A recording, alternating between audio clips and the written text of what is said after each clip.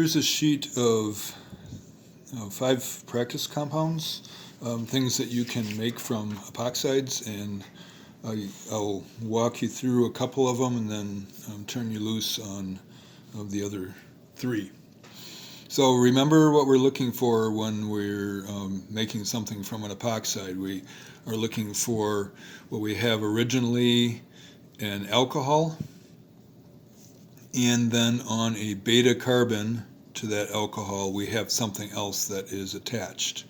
And if it is something other than a carbon atom, it's kind of more obvious, and if it's a carbon atom, it's not quite as obvious. So if we're looking at this final product with an alcohol and an ether on the neighboring carbon to the alcohol, then we can look at it and say, okay, this ether came originally from the alkoxide as the nucleophile, and then this alpha and beta carbon plus the other stuff that is attached to it used to be an epoxide.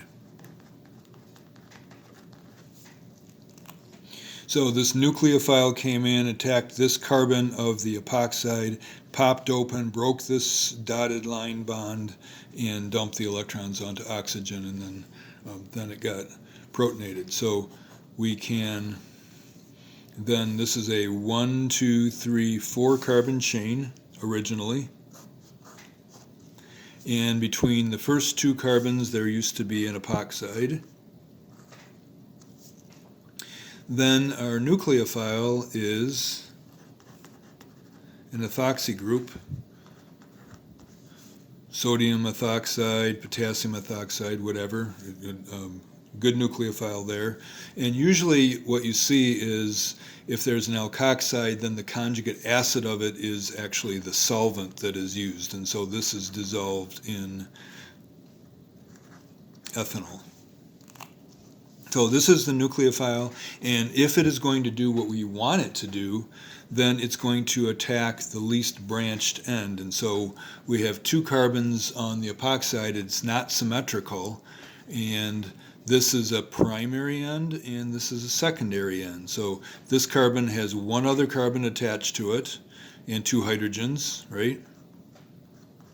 And then this carbon over here has 2 other carbons attached to it and 1 hydrogen. So if this is an SN2 reaction, then if this is going to work out, then this is going to add to the end that is the most available, or at least crowded, which is the primary. And so it'll break the bond and dump the electrons onto oxygen. So if we're numbering this 1, 2, 3, 4, then we're saying our ethoxy group is going to attach to carbon number 1. 1, 2, 3, 4, and yes, our ethoxy group has attached to carbon number 1, and the oxygen of the epoxide is no longer attached to carbon number 1, but it is still attached to carbon number 2, and so there it is. So that's the thought process there. And again, if there's an obvious beta group on there that's an oxygen or nitrogen or sulfur or something like that, then it's easy to say, okay, this was the nucleophile that came in and attacked the original epoxide. If that's not the case, then it's a little bit more challenging. So in this case, we have an alcohol, but we have no other groups that are obvious there. And so if we have an alpha here, then the next carbon over is a beta. And so we can say, well, maybe this used to be the epoxide. And if the epoxide used to be here, then if we get rid of this methyl group, then the epoxide had an ethyl on one side and an ethyl on the other side. So it would be symmetrical, which would be a good thing. And then it wouldn't matter which side was attacked. And then so this right here would be the piece that added onto it. So this originally here would have been the epoxide, and then this would have been a methyl nucleophile or a Grignard.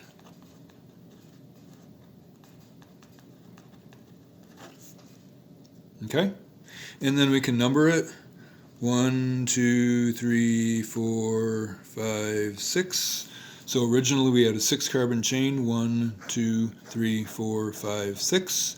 And between carbons, 1, 2, 3, 4, 5, 6, between carbons 3 and 4, there used to be an epoxide there. And equally substituted on either end, then we can just react it with the Grignard reagent, methyl magnesium bromide, iodide, chloride, whatever, and then follow it by H3O. And it doesn't matter if it attaches to carbon number 3 or carbon number 4, you'll get the same thing. So here's the minus charge, here's the plus charge coming in here. And in SN2, they're both secondary, and we'll pop that up on there, and so the final product here is the OH is attached to carbon number 4 and the methyl group is attached to carbon number 3. So that's one way to make it, and I just made up that this was the alpha carbon and this was the beta. I mean, this is the alpha carbon, the one that's attached to the OH, and then it's a neighboring carbon. But I could have gone the other direction and said this was the beta carbon that used to be the epoxide. And I don't know if that'll work or not, but we can try that. So here's the methyl. Oops, I'm missing here. And here is the OH, so this is the same compound, 1, 2, 3, 4, 5, 6. And so this is the alpha carbon, and we'll pretend like this used to be the beta carbon. So this is where the epoxide used to be, and so it popped open here. And so then we would have had to have added this piece right here, which happens to be a methyl group as well. So let's look and see what that looks like. We're going through the original part. It used to be carbons, the epoxide was everything else, and so carbons 1 through 5, 1, 2, 3, 4, 5. And the epoxide used to be between carbons 4 and 5, 1, 2, 3, 4, 5. So this used to be an epoxide here. And then we wanted to add a methyl, just like we did on the previous one. Methyl, magnesium iodide, bromide, chloride, whatever, followed by H3O. And we have a primary end and we have a secondary end. So again, SN2, it's going to attach to carbon number 5 and pop this open. So it's going to make an OH that's attached to carbon number 4, which it is. And we're going to add a methyl group to carbon number 5, which we have. That's the carbon number 6. So this is the carbon number 6 that came in. So it turns out in this case there are two different ways to make this particular product.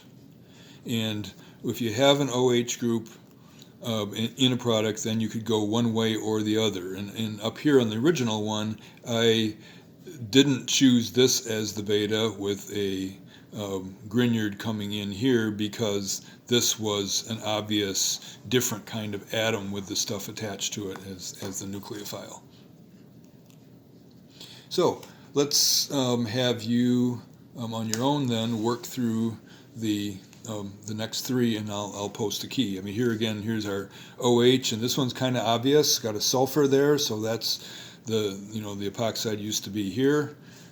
This one, you can decide which way to go with this. You can make the epoxide originally here or the epoxide originally there and see how it works. What could you use as the nucleophile? And then this last one, you don't have a choice. The epoxide had to be between these two carbons, and look, we're adding water or hydroxide as the nucleophile. Okay, let's see how you guys can do on this.